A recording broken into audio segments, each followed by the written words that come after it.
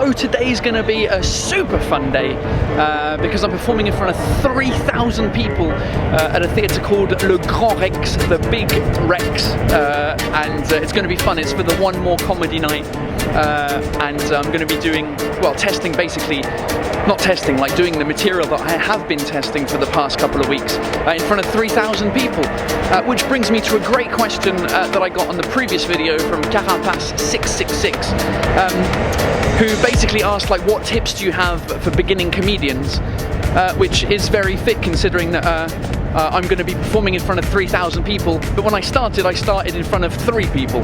So let me answer that question once we get to the theatre.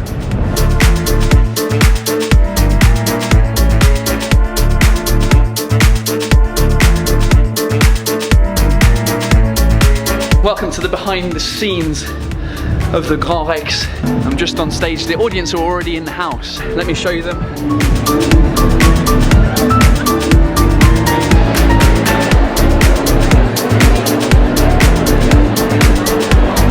So that is an insane fucking room. It's absolutely massive. The audience are coming in. It's a sold out show tonight, so close to 3,000 people in the house. It's gonna be exciting. It's gonna be exciting. The backstage is fucking huge. Of course it is. It's a 3,000 seat.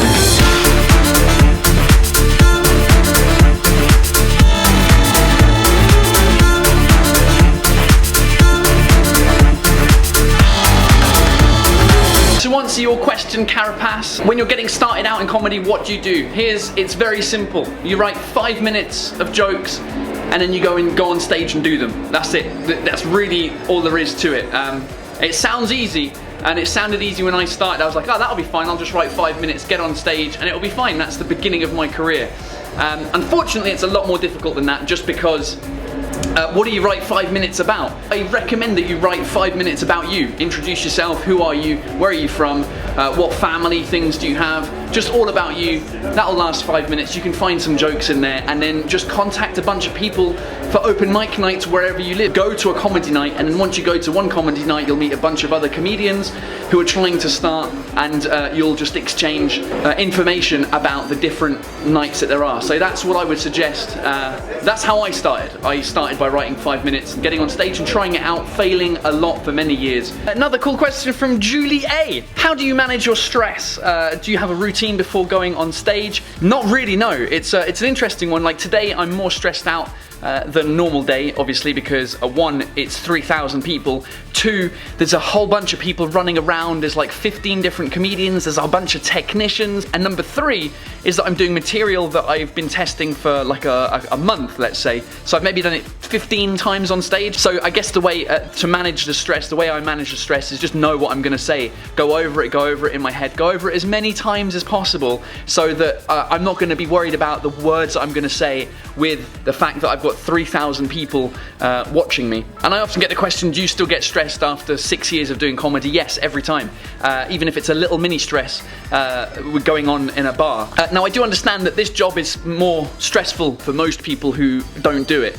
However, I'm going to let you into a little bit of a secret, is that I'm more stressed out at a house party, walking into a house party where I don't know anyone. That stresses me out more socially than walking out in front of 3,000 people. I don't know why. If any of you are psychologists or psychiatrists, let me know my problem. Let me know how I can get out in front of 3,000 people and try and make them laugh. But at house parties, I'm the most shy, timid person. Or even if you see me in the street. If you see me in the street sometimes, I'll look down, I'll look away because I'm too shy and timid to say hello. It's a weird thing. Let me know.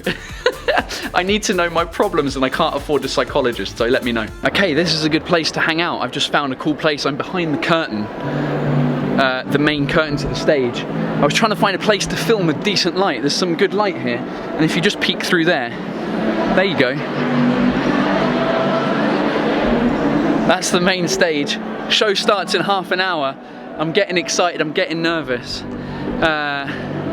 My main goal is to see if the jokes that I've been working on over the past couple of weeks work in a big room like this with people that aren't necessarily here to see me.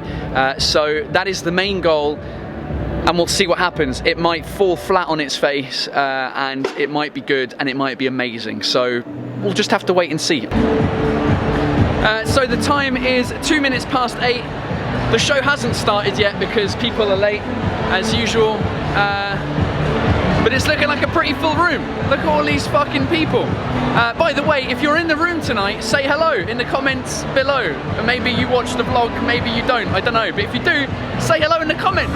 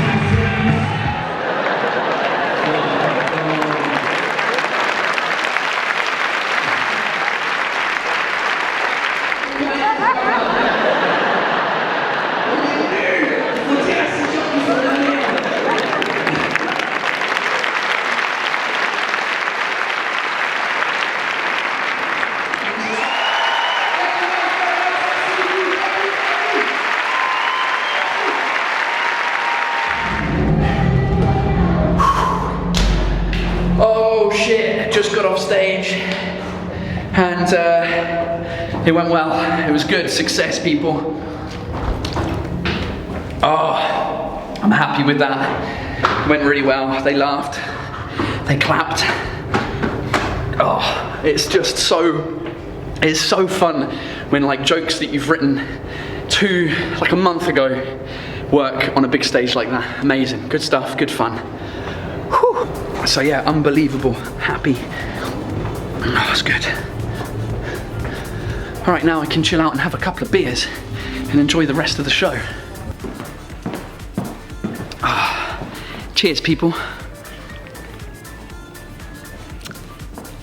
One more question before I leave you. It's kind of a double question. Two people asked a question that has a similar answer. One is from Vieston Motel, whatever. Paul, do you have a vivid memory of the first time you got the French humour and or French jokes? I've always enjoyed learning French and had a few opportunities to live in France, but I always felt once people started making jokes, they lost me a little bit. I don't have the background knowledge, people knowledge, celebrity awareness to follow. Just wondering what you think. The answer to that question is very similar to the answer to the next question from Teddy Hands, which says that you tailor your material for a French-speaking audience, but what percentage of your jokes, if translated into English, do you think would make a British audience laugh? What is the difference between French humour and British humour, basically? For me, the question has the same answer, is that it took me a long time to understand like French jokes and things like that, and I still have trouble because I don't know certain references to celebrity. Basically, I came to France in 2009, and anything before 2009, I've got no idea what was going on in France. I don't know who the people are, who the celebrities, who the TV shows are, none of that stuff. So I don't know. So I'm in the same case as you.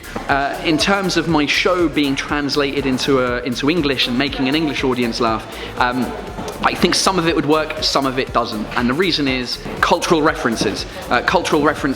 I'll give you an example, right? I do a joke in French on my first show about the fact that I get annoyed that in France we count differently, right? There's a TV show in France called 7 till 8. It's called 7 à 8, but it starts at 6:15. So I go on this tirade about the fact that we can't count in France, and there's a whole bunch of things like that. That joke, even if I do it in English in England, it doesn't work. If I do it in English in France, it works, but if I do it in English in England, it doesn't work, because you need the background knowledge that there's a French TV show that's called 7 till 8. There's other jokes, though, where I talk about my wife and her level of English, and those work in both languages. So it's a mix. There's a mix, really, of some jokes will translate and some jokes won't, and it's nothing to do with the British sense of humour or the French sense of humour. It's just to do with cultural references. And you even see that just with English-speaking comedians. Like American comedians sometimes have cultural references that English people don't understand, and vice versa. Alright, that is it for another episode of the vlog. Keep coming with your questions. I'm loving the questions. I'm loving answering them. I hope you're enjoying the answers to them, and keep them coming, keep them commenting. Also, for some reason, I seem to be losing a bunch of subscribers for some reason every time I upload a video now. So hit subscribe if you haven't already. So that's it. I'll see you for another episode very soon. Bisous. Bye.